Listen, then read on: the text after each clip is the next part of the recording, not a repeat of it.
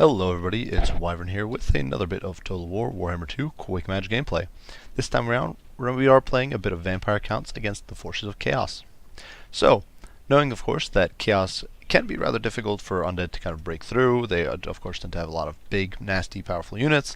They can bring Kolek, who tends to kind of stomp on larger Vampire Lords, use all of his various benefits.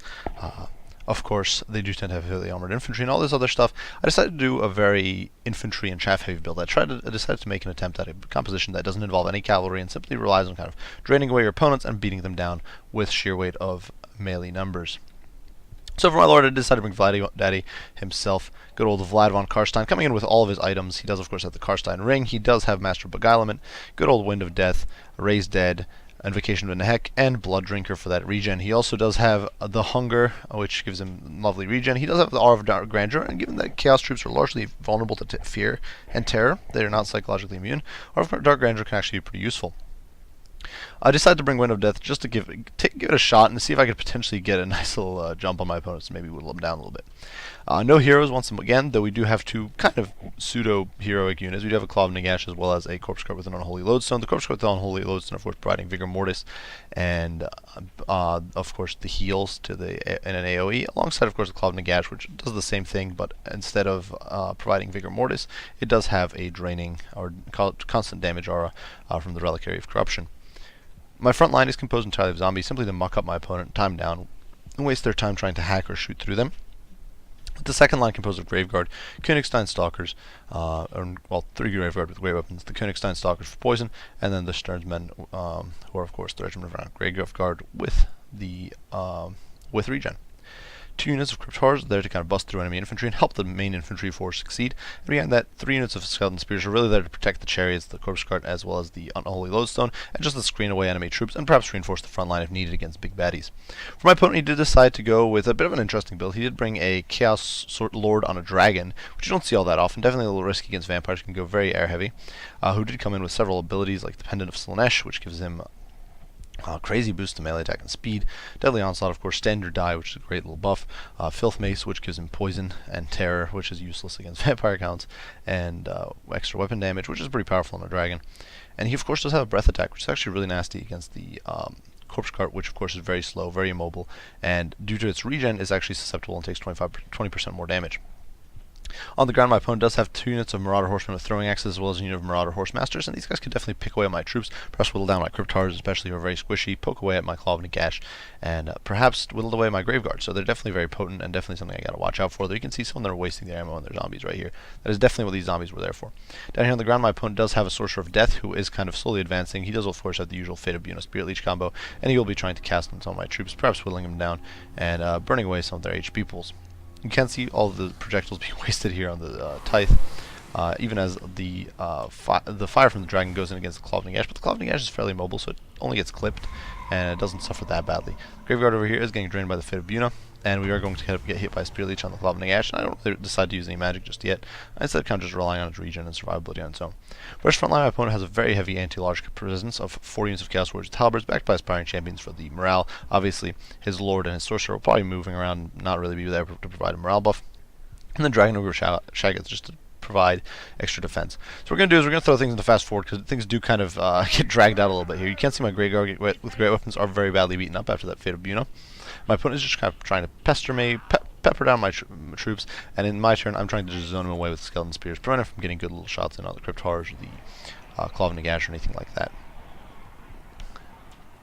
Throwing things into fast forward here, we are going to advance. You can see the Graveguard is rather badly beaten up, but I'm not really bothering to heal or do anything about it. I'm simply letting him sit, get regened from the Claw of Nagash, and slowly but surely pushing my way forward. You can see that unfortunately the Corpse Cart with the Unholy Lodestone is being whittled down, and there's very little I can do to protect it, and so we are simply going to be forced to take some damage on it.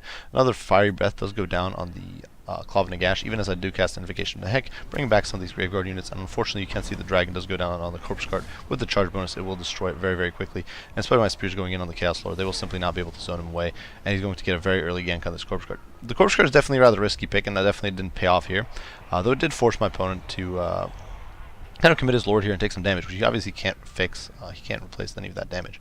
In the meantime, we are gap closing on the front line fight. The Corpse Guard was a fairly cheap investment, so it's not a lot of points wasted.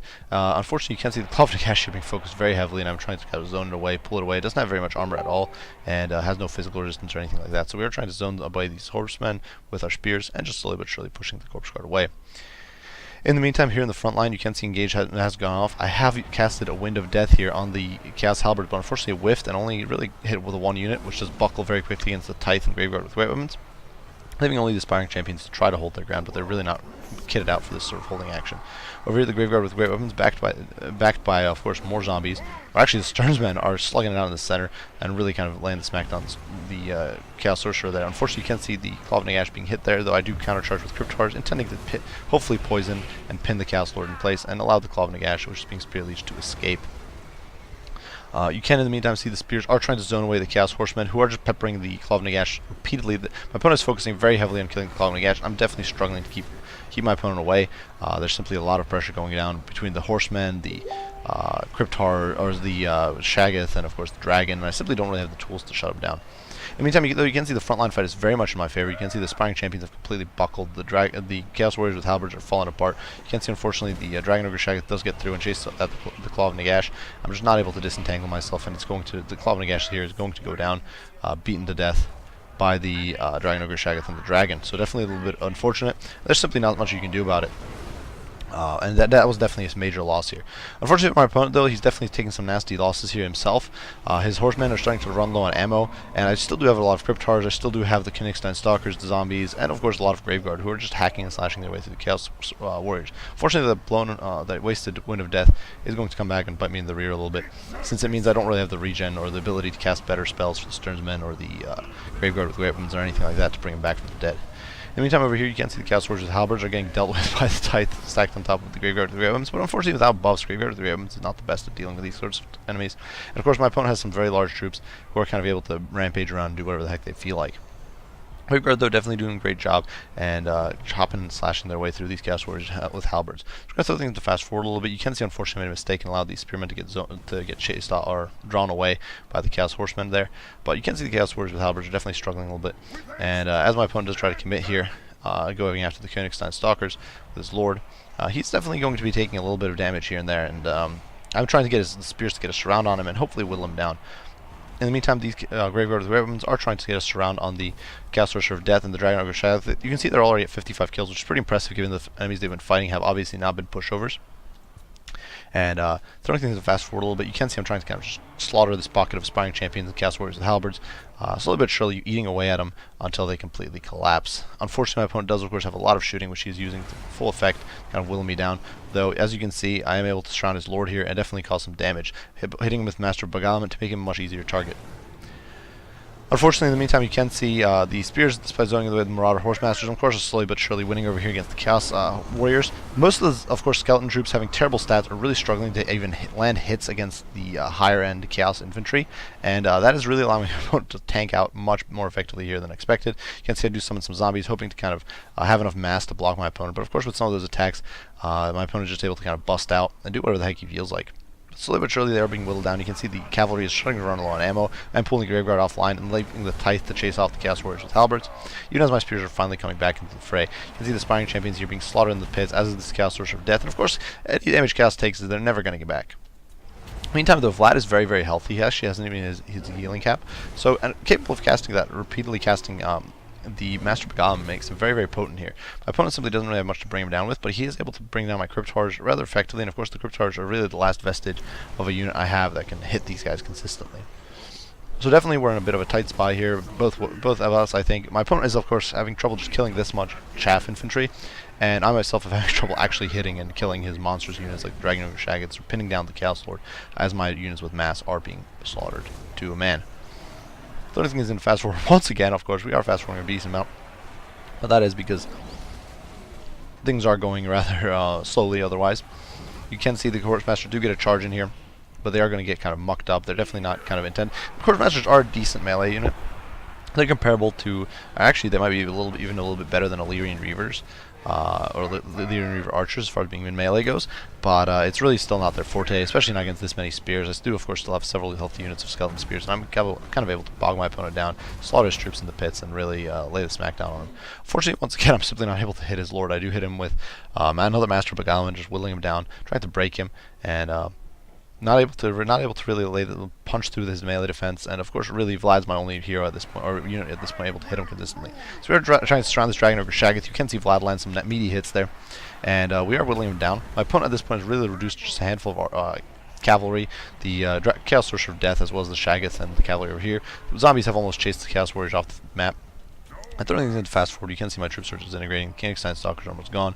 It's amazing, mostly just spears, Graveguard with the great weapons, and the Stearnsmen, who of course do stick around. They're very, very tanky and survivable unit. And with their regen, they actually still have a long way to go before they're out of the fight.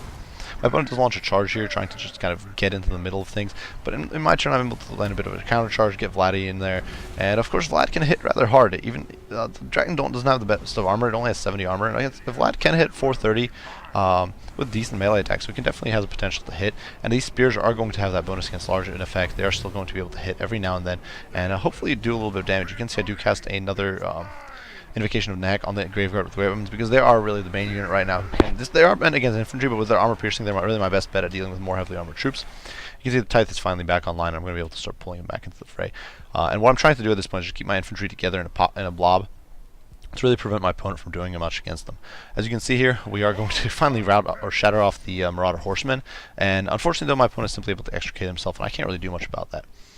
So we're playing a bit of Benny Hill action here. My opponent repeatedly chases me, and we try to get our surrounds and get a little bit of damage in. We do manage to drag the Chaos Sorcerer into the muck here a little bit, surrounding with spears. He is only on a horse, so he's not really able to escape as effectively. Vlad's in there hitting him, and of course Vlad does hit like a truck, and relatively speaking, definitely compared to the rest of his army. And he is able to do a little bit of damage, though my opponent does do this clever maneuver here with the Dragon Ogre Shaggoth, using its mass to push back my troops and open up a path for the Sorcerer to escape. Anytime the Shaggoth is here, kind of poking away at my troops, you can see the Stearnsmen are starting to take nasty casualties. The Graveguard is down to 20 models. The only thing keeping him around right now is the leadership aura from Vlad. But we are able to get a little bit of surround here on the Shaggoth. Of course, I still can occasionally get a Master Beguilement like I do right here, and that is really allowing me to kind of neuter a lot of my opponent's charge bonuses and prevent it from being too overly effective. Another unit of Horse Masters has been routed in spite of the buff. And really, at this point, my opponent's hero units against the Tithe and this horde of infantry, or spear infantry, surrounding Vlad. So we are going to fast forward through this, because it's a lot of Benny Hill action, but definitely a very tight game, and still potentially my opponent, if he manages to gank the Graveguard and pick off the Stearnsmen, he could potentially cycle charge Vlad to death. Unfortunately, you can see his Chaos Sorcerer of Death here does shatter and rout, and having been routed multiple times before this point, now it's really down to his two monstrous units to try to level the field. You can see, of course, Vlad is very tanky. Vlad doesn't have the best of melee defense, actually, by Vampire standards. Seeing only 50. I do believe Isabella is better. I think she's around 65, but nonetheless, it is enough to win the game with my opponent's army shattering. So, that was a little bit of an interesting aspect there. So Pyrrhic victory, definitely a very tight and brutal match, coming down to essentially a horde of skeleton spears, slaying it out with the Dragon Ogre and the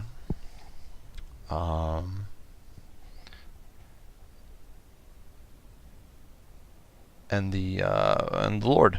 So as we can see in the head game stats, the zombies do get a few kills, which is actually surprising that they even got any.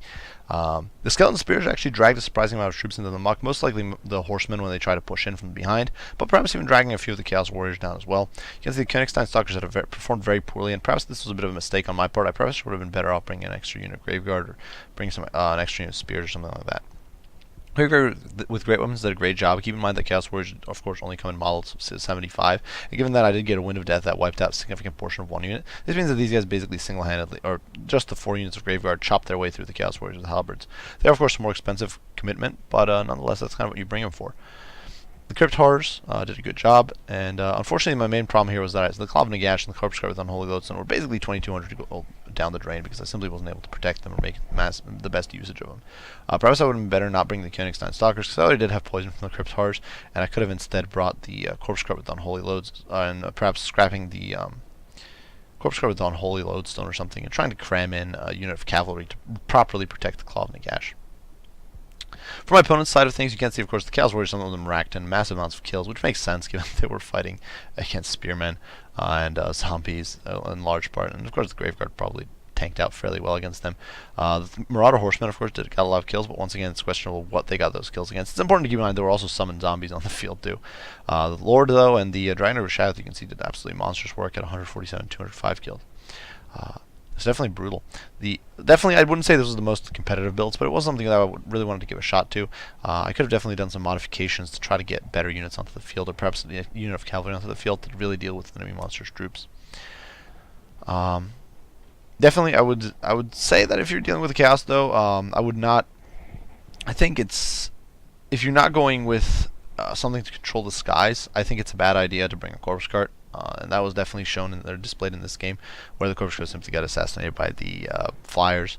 Obviously, you could potentially be much more on top of bringing escort units, but nonetheless, I think that if you're not investing in the aerial supremacy, then the corpse cart's definitely a bit of a liability, just like it is against high elves with their dragon spam.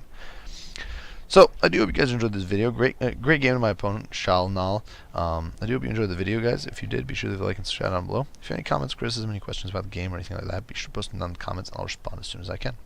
As usual, guys, I do appreciate you all for watching, and I will see you all in the next one. Over and out.